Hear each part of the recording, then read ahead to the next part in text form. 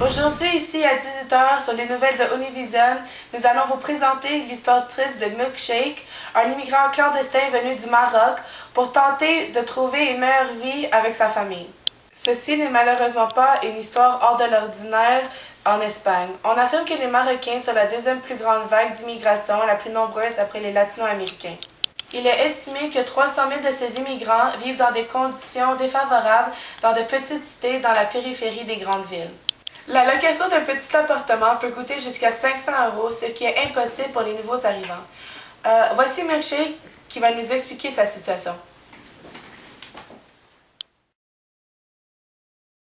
Je suis arrivé en bateau ici de Sac-Saguir afin de rechercher ma qualité de vie. J'ai laissé ma famille et est venu faire une demande d'asile en Espagne. Les autorités espagnoles n'ont aucun scrupule pour ma vie. Ils ont refusé mon cas de demande d'asile parce qu'ils trouvaient que mon cas n'était pas assez sévère. Je suis maintenant désespéré. Lors du trajet de bateau, nous étions 35. Une fois arrivés, nous étions seulement une douzaine. J'ai vu des hommes mourir à la recherche d'une meilleure qualité de vie. On parlait de trouver un emploi ici en Espagne afin d'envoyer de l'argent vers ma famille. Mais maintenant, je vois mon rêve tomber en ruine.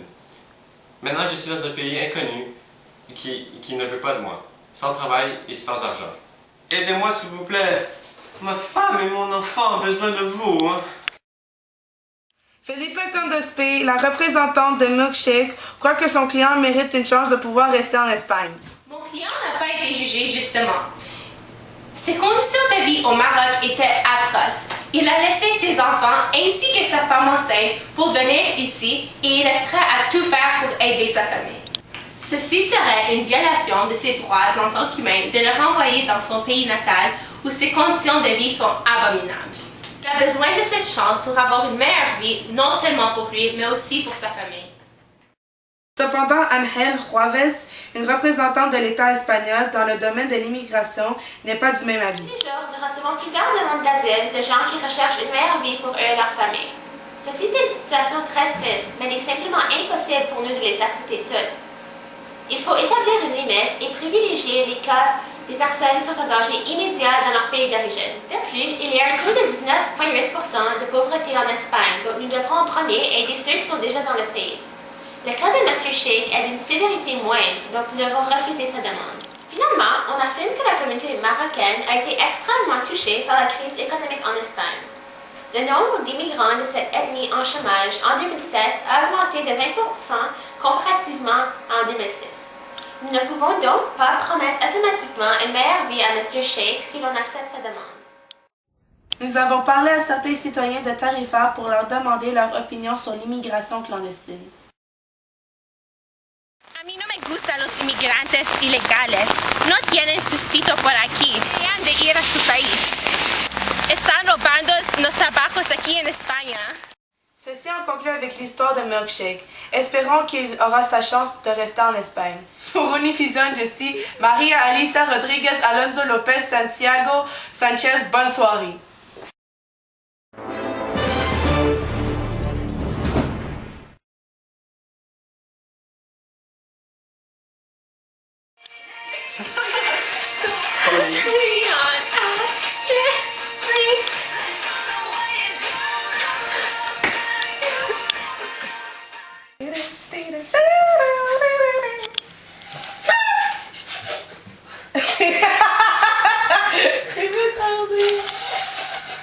Happy birthday to you. Happy birthday in 2 weeks, yeah? to you. Happy birthday. Stop moving your head. You're like.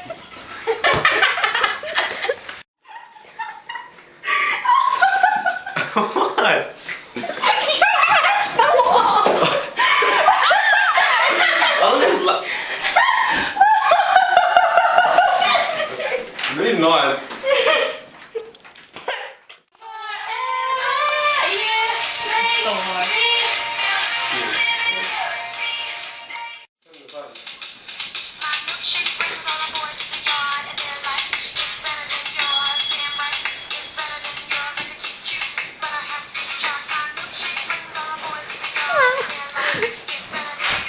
Milkshake.